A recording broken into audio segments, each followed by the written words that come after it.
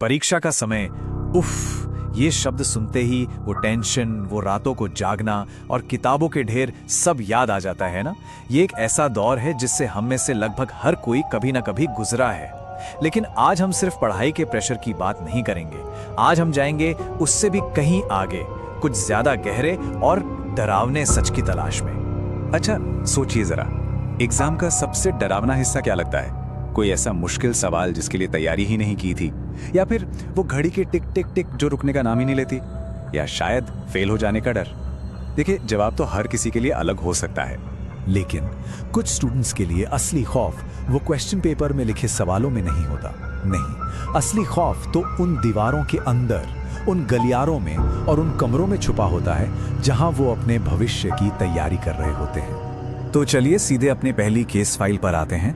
ये कहानी है कानपुर के एक स्टूडेंट सूरज की, जिसे बहुत जल्दी ये पता चलने वाला था कि उसका स्टडी रूम एक बहुत ही गहरे काले राज के ऊपर बना हुआ था। तो हुआ ये कि सूरज, जो कि एक बहुत ही ब्रिलियंट स्टूडेंट था, 12वीं की तैयारी के लिए एक नए घर में शिफ्ट होता है। पर उस घर में जाते ही सब कुछ बदलने लगता है। उसका फोकस एकदम खत्म, ग्रेड्स गिरने लगे और वो चिड़चिड़ा और सबसे अलग थलग रहने लगा। फिर एक दिन उसके मामा घर आए, जो पंडित भी थे, और उन्होंने सूरज के कमरे में घुसते ही एक अजीब सी, एक नेगेटिव एनर्जी महसूस की। जब आस पड़ोस में पता किया तो एक चौंकाने वाली बात सामने आई। उसके कमरे के ठीक नीचे एक बहुत पुराना कुआं था, जहां कई मौतें हो चुकी थी। और फिर एक रात ये सारा डर एक भयानक हकीकत में बदल गया।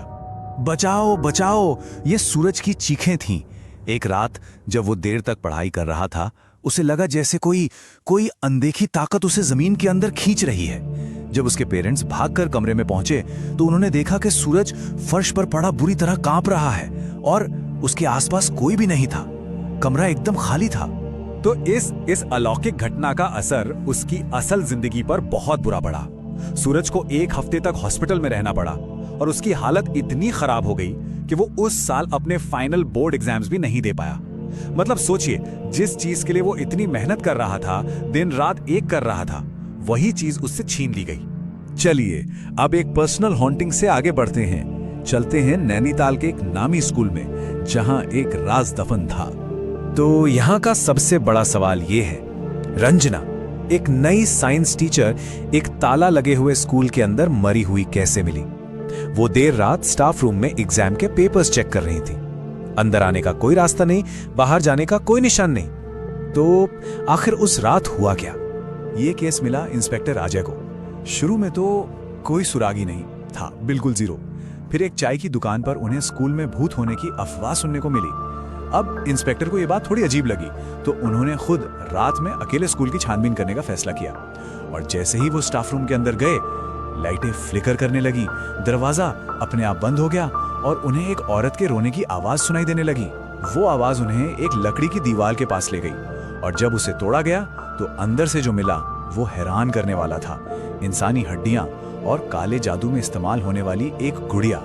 अब इंस्पेक्टर का उस आत्मा से सामना होने वाला था। जैसे ही वो पलटे, वो वहीं बर्फ की तरह जम गए। एक औरत ठीक उनके पीछे छत से उल्टी लटकी हुई थी और जब उन्होंने गौर से देखा तो उनकी आंखें खुली की खुली रह गई। वो कोई और नहीं, रंजना थी। और इसका कातिल स्कूल का ही एक दूसरा टीचर अनीक निकला। वो रंजना को लेकर ऑब्सेस था। जब रंजना ने उसे मना कर दिया तो उसने रंजना को मार डाला। और सिर्फ इतना ही नहीं, उसने काले जादू का इस्तेमाल करके उसकी आत्मा को उसी स्टाफ रूम में कैद कर लिया ताकि वो हमेशा उसके पास रहे। और अब हमारी आखिरी और शायद सबसे खौफनाक कहानी। ये कहानी है ऋषि नाम के एक स्टूडेंट की। वो अपने इंजीनियरिंग एंट्रेंस एग्जाम के लिए थोड़ा लेट था और जल्दबाजी में एक ऐसे क्लासरूम में घुल गया जो किसी भी नक्शे पर था ही नहीं। ऋषि ने लिखना शुरू ही किया था कि उसकी नजर दीवार पर लगी घड़ी पर गई। टाइम हो रहा था 10:35। ठीक है, पर करीब 10 मिनट बाद जब उसने दोबारा घड़ी देखी तो वो अभी भी 10:35 पर ही अटकी हुई थी। ये उस भयानक सपने की बस एक शुरुआत थी। अचानक कमरे में बैठे दूसरे स्टूडेंट्स अजीब अजीब हरकतें करने लगे। एक लड़की अपने ही बाल चबाने लगी। एक दूसरा लड़का अपने ही नाखूनों से अपनी स्किन खरोच रहा था, तब तक जब तक कि खून नहीं निकलने लगा। पर वो रुका नहीं, और फिर माहौल और भी ज्यादा भयानक हो गया। कमरे में जलते हुए मांस की एक तेज गंध फैलने लगी और एक एक करके स्टूडेंट्स खुद ब खुद आग पकड़ने लगे। उनकी दर्दनाक चीखों के बीच उनके शरीर देखते ही देखते राख और धुएं में बदल रहे थे। ऋषि घबराकर मदद के लिए चिल्लाया तो एग्जाम ले रही टीचर, जो अब तक बस अजीब तरह से मुस्कुरा रही थी, जोर से चिल्लाई, चुप। उसकी आंखें पूरी तरह सफेद हो गईं और फिर उसने अपने ही चेहरे को एक मास्क की तरह नोच कर उतार दिया और उसके नीचे सिर्फ एक खोपड़ी थी। ऋषि जैसे तैसे अपनी जान बचाकर उस कमरे से बाहर भागा।